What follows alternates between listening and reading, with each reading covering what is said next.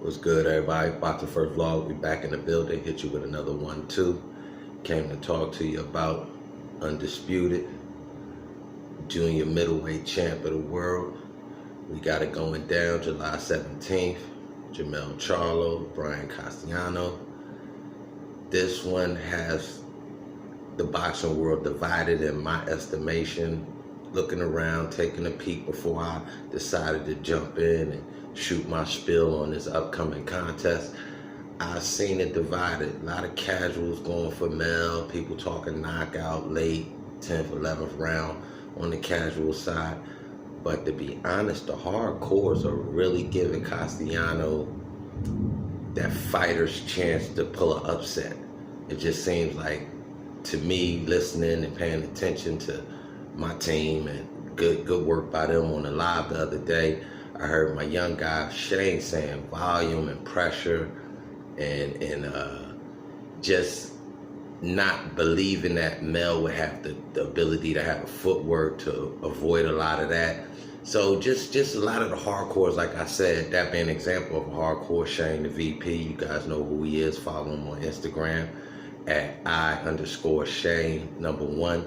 This is a solid dude. He's a writer. He's heavy in the game. He's from over in London, so it's a teammate of mine. So you guys tap in with him. But anyway, that being said, he's a hardcore, so I use him as an example of why these guys believe that Castano has a chance. In my estimation and doing my homework, I came up with something that I think that Charlo could take advantage of. Now, if you've seen a couple of his fights and you've seen him on the map the last few years with the Texter bout and fighting Laura, when he applies pressure, he throws volume shots. They're pretty fast. Not everything is heavy. And when he does that combination punching and volume, he doesn't really attack the body, for one thing. He may slip a punch in there just based on the combination and him thinking the body could be open. I've seen this in some fights. But the one thing that you guys gotta pay attention to, when somebody punches, when he punches, he stops punching. He goes shell. And when you go shell like that and you don't add anything to it, you're actually inviting yourself to the same volume you were just applying to the fighter in front of you. So that being said, I think that's a habit that Charlo, being not a super duper big puncher, but a guy that got some sting and can hit you and hurt you with one shot, that he could take advantage of. Slip an uppercut in, feint upstairs, make those hands go up, slip something to the body, moving after that. Because like I said, Castano stands still. As soon as you swing in the middle of his volume, he stands still. I've noticed this in several fights. It's not a once over sort of thing that I'm bringing to you guys. This is, if you guys go back and look at some of his highlights, you'll see that he could be coming forward, putting guys up against the ropes. As soon as somebody throws, he'll stop, go shell defense. But these guys that he's doing, that he's been fighting in the past, the names really don't matter. These guys aren't moving. They're not rotating around once they get his volume to stop. They're not repositioning themselves. They're only throwing that one shot, not following up. I don't think we're going to see that from Jermell Charlo. And in my estimation, that is very big in this fight. No one, I haven't heard anyone bring that up in their breakdowns and in their descriptions of this fight. So that's something important, man, and I need the fans to really pay attention to that, man. Like, if you really go back, and especially you guys that are wager guys and things like that, that's not to say that we'll see a knockout of anything, but that's to say it's going to be a real boxing contest. It's going to be a chess match, so to speak. You understand what I'm talking about? And then you got other things that I believe are a disadvantage to the youngster. He doesn't have the experience. 17 fights, bro. 17 fights. Not a lot of fights here in the U.S. where you can really get your engine going early in your career and develop yourself within your first 8 to 10 fights and really be somebody on the scene to be a problem. He's been fighting a lot of unknowns. So are these guys really making him better? Because like I said, I just pointed out one thing that I think will be a definite problem in this fight. And also, Castano is not a one-punch type of guy. He's not the type of guy that's going to hit you with an uppercut and get you out of there on some Tank Davis type of thing.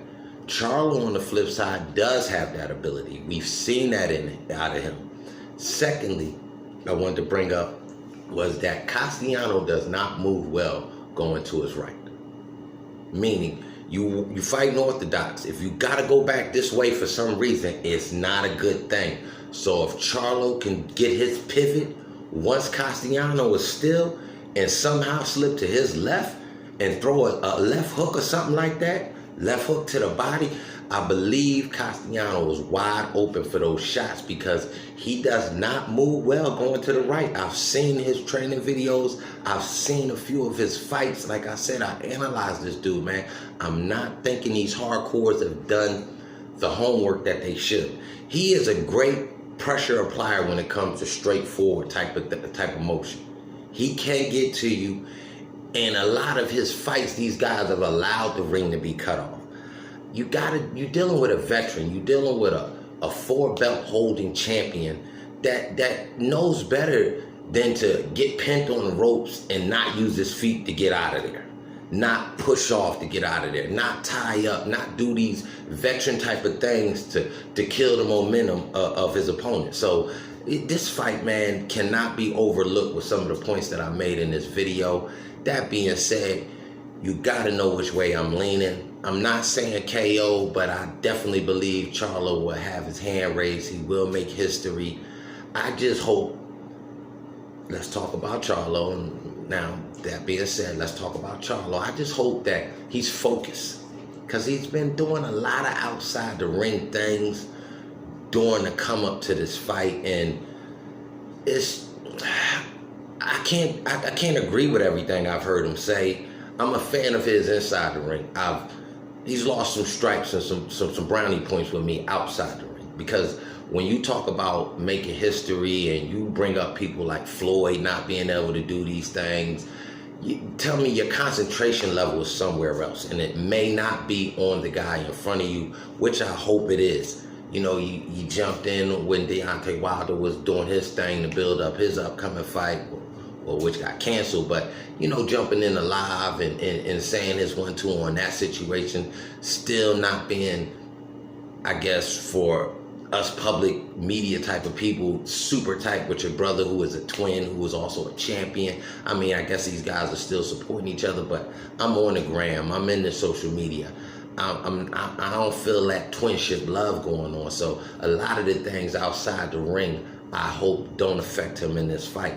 But again, these things tend to do affect fighters because they're human beings. So let's just hope that the champ is on his square, handling his business. You know what I'm saying? But that's just my take on this upcoming fight, man. Y'all take a look at them points that I made about Castano, and y'all tell me what y'all think in the comment section. Again, I want to give a big shout out to my team, G5JEFFTV VP Shane, man. You guys are doing great work, and you know what I mean? Like always, I appreciate the support, man. Thank you. I'm out.